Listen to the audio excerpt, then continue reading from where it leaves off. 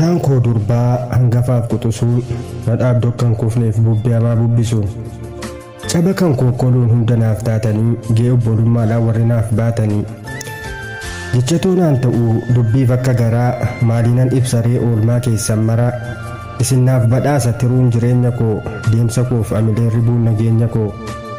hafuura keessantuu naaf ta'a qorichaa dorgommeen taa'isuuf isin naaf mo'icha yoon balleessa gorsaan na tumsitu yaada